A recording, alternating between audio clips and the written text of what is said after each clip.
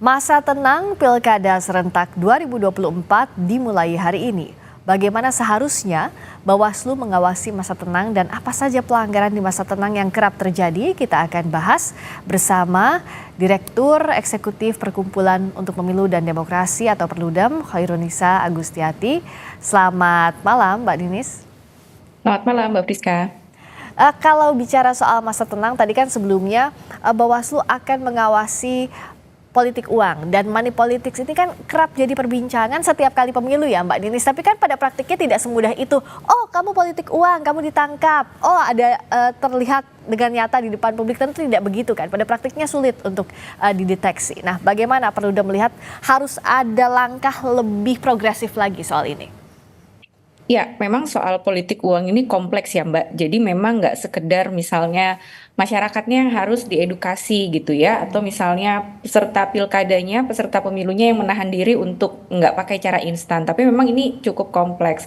Pertama, kalau kita bicara soal regulasi, regulasinya tuh di Undang-Undang Pilkada sudah cukup jelas sebetulnya. Bahkan ada undang-undang di pasal Undang-Undang Pilkada itu mengatakan baik yang memberi dan yang menerima itu sama-sama bisa dipidana. Nah, tapi dengan pasal ini saja tuh muncul kompleksitas yang lain gitu. Akhirnya masyarakat misalnya dia terima politik uang, dia nggak mau lapor karena takut, nanti saya akan terima. Kalau saya lapor saya bisa dipidana juga gitu misalnya. Atau misalnya kalau mau melaporkan ke Bawaslu gitu ya, masyarakat kita kan juga nggak familiar bahwa kalau mau lapor ke Bawaslu itu ada serangkaian misalnya dokumen-dokumen administrasi, harus ada kronologisnya misalnya kapan kejadiannya, menyertakan bukti, atau misalnya masyarakat juga nggak terlalu paham bahwa ini ada masa kadaluarsanya. Misalnya 7 hari setelah ditemukan itu harus segera dilaporkan, kalau lebih itu sudah kadaluarsa.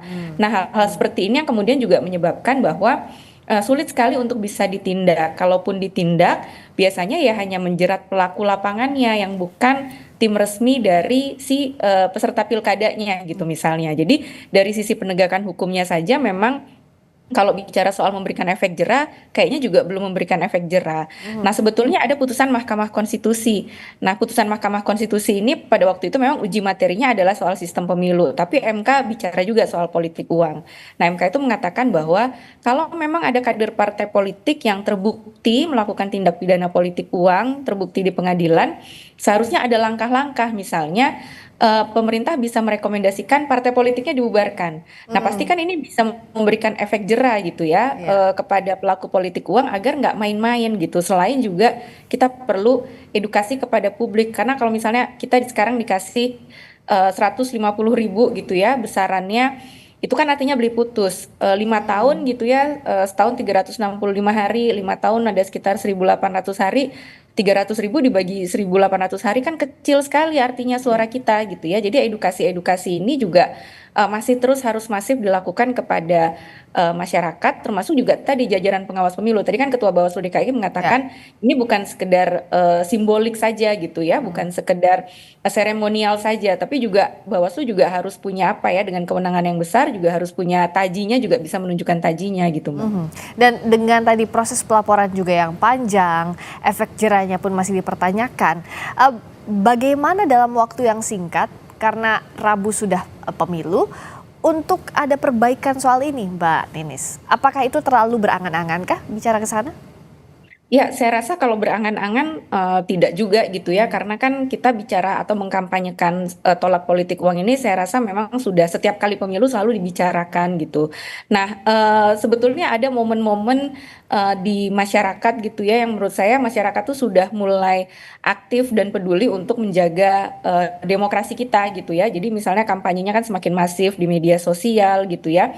Nah, sekarang di 3 hari menuju hari H ini, ya tadi Bawaslunya harus apa ya, harus bisa lebih progresif dan juga tahu selain memetakan tadi ya kerawanan Ya. titik-titiknya di mana, tapi juga modus-modusnya seperti apa. Karena sekarang mungkin udah nggak ngasih cash sebelum hari H lagi. Kalau dulu Ya. kita kenal istilah serangan fajar, tapi mungkin sekarang ada istilah pasca bayar, pakai uang digital gitu ya. Ya, betul. Modus-modus ini juga harus diketahui oleh pengawas pemilu. Jadi bukan berarti kalau nggak menemukan lalu ya sudah berarti nggak ada, tapi dengan modus-modus yang lain ini Bawaslu juga harus bisa apa ya, tahu juga gitu ya bentuk-bentuknya yang sekarang tuh lebih update lagi kan, lebih canggih lagi mungkin tadi dengan Iya. uang digital yang mungkin nggak ketahuan dan sebagainya. Iya, karena bicara soal serangan fajar dengan modus yang mungkin saja berkembang dan pasti juga akan berkembang, bagaimana untuk mengawasinya di pra dan pascanya? Karena yang kita perhatikan untuk serangan fajar, money politics ini kan hanya pra-nya saja ya, Mbak Ninis, Ya. yang jadi perhatian bukan pascanya yang bisa jadi modus baru.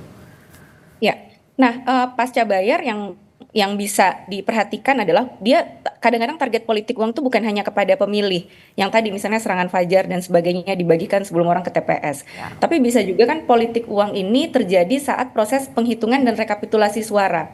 Karena proses rekapitulasi suara kita kan masih manual dan berjenjang ya. Nah, kalau di TPS mungkin semua mata orang melihat proses penghitungannya seperti apa. Nah, Ya, tapi ketika misalnya oke. sudah mulai rekapitulasi gitu ya, dibawa ke kecamatan, ke kabupaten kota, ke provinsi, ini kan semakin jauh dari masyarakat nih. Ya. Mungkin yang memantau juga semakin sedikit, dan karena prosesnya yang lama, manual dan berjenjang, potensi untuk jual beli suara yang targetnya adalah penyelenggara pemilu itu juga bisa terjadi. Nah, ini yang Oke. pasca tadi itu.